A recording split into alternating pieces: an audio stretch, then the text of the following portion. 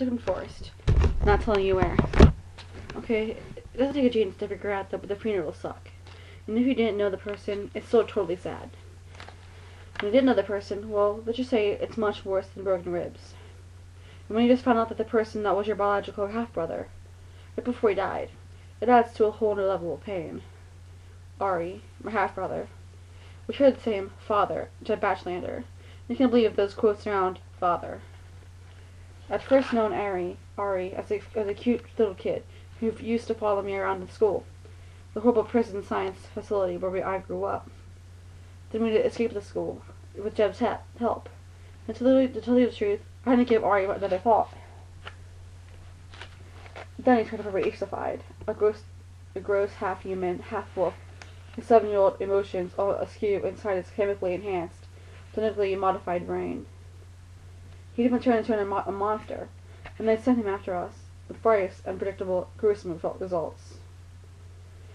Then there had been that fight in the subway tunnels beneath Manhattan. I'd whack Ari's head a certain way. His neck had cracked against the platform edge. Then suddenly he'd been dead. For a while, anyway.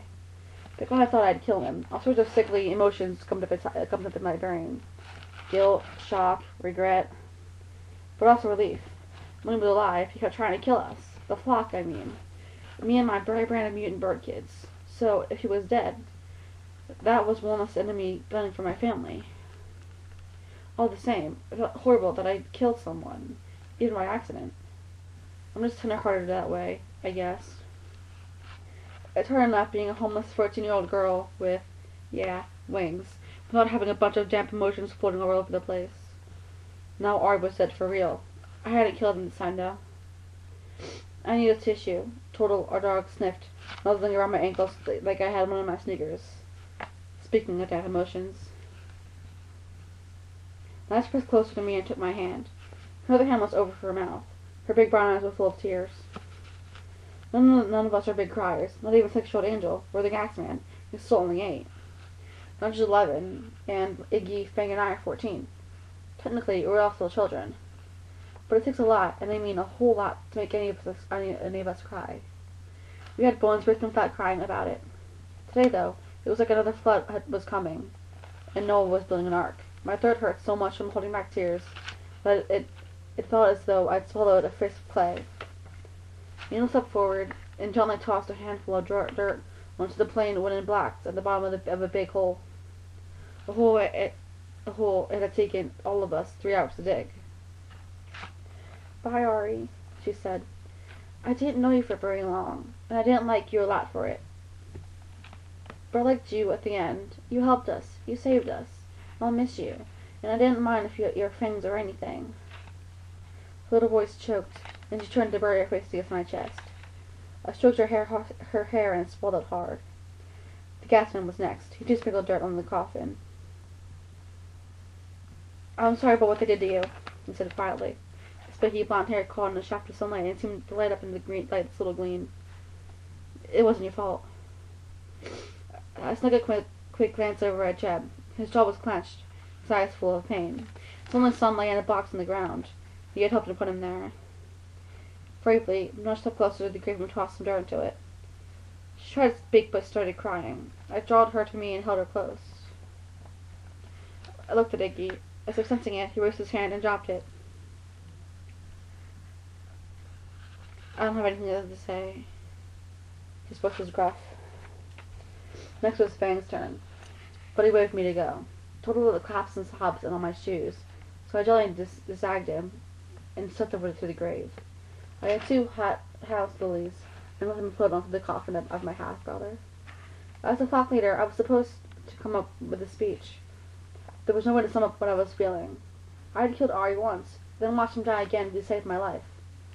I had known him when he was a cute little kid. I had known him as a hulking eraser. I had fought him almost to death.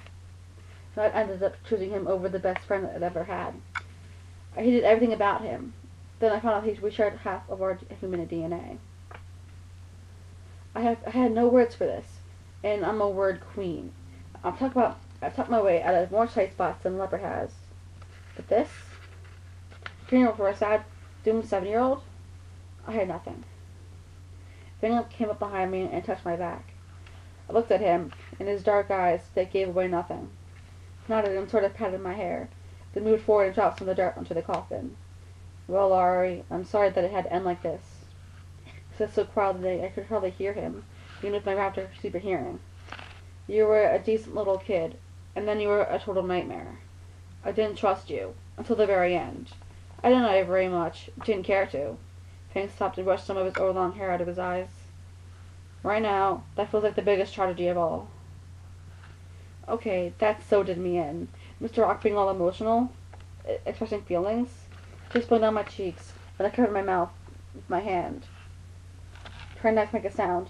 Not to put her arm around me, feeling my shoulders shaking, and Angel held me tight. Then everyone was holding me, total flock hug, and I put my head on Fang's shoulder and cried.